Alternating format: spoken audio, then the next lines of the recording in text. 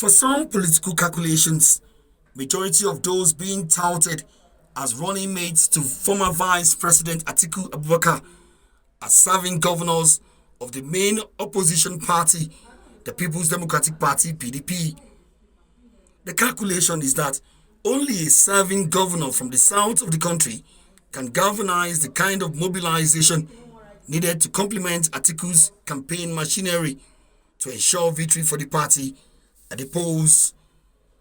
While anyone else outside of this formidable political bloc may suffice to fill the gap, the candidate could end up an unnecessary liability, lacking the required political structure and financial strength to help PDP prosecute and deliver the kind of lethal combination it needs to wrest power from the ruling All Progressive Congress (APC). With that kind of thinking, only a few serving PDP governors seem to match the profile of the right candidate.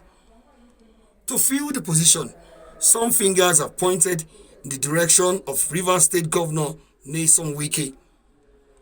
Wike comes highly recommended after his spirited efforts at the just concluded People's Democratic Party presidential primaries that saw him losing marginally in second position to Atiku. As a serving governor, Wike controls a fair share of influence and power in PDP in the South-South. With this political structure, expectations are high that Wike can replicate same at the national level for PDP.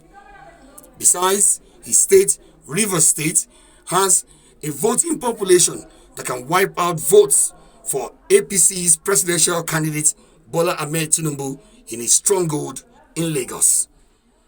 Vocal and aggressive, Wike can be an asset to the PDP and strengthen Atiku's campaign in the South.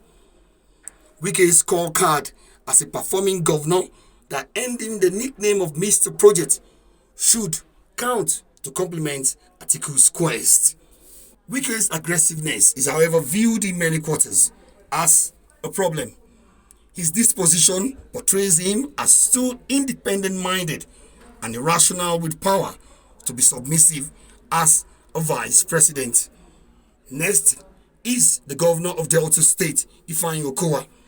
As a serving governor, Okowa can pool same resources as Wike, even though his political structure and the numeric voting strength of his Delta State may not be as strong. Quiet and reserved, Okowa could be the ideal subservient deputy that can add meaning to Atiku's presidency with less scandals. But Okowa may not have the national appeal that Wike currently enjoys.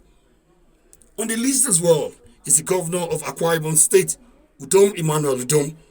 As a serving governor, Udom can bring to the table about the same size of political strength Wike and Okowa can boast of in the South-South.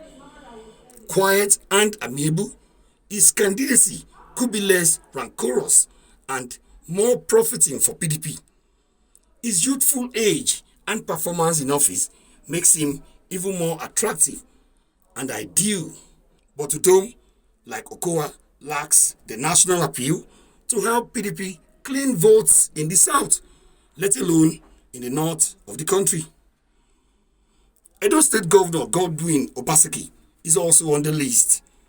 As a serving governor, Obaseki can also pool the required resources and political structure to back Atiku, even though his influence may not be as strong as that of Wike and Okowa. He, however, cuts the picture of the perfect vice presidential candidate still.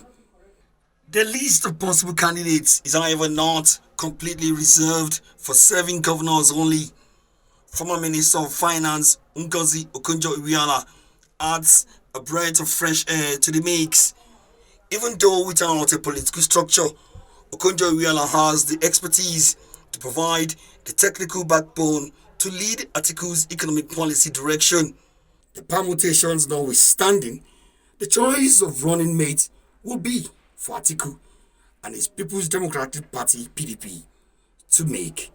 Omor Bazuaye, AIT News, Abuja.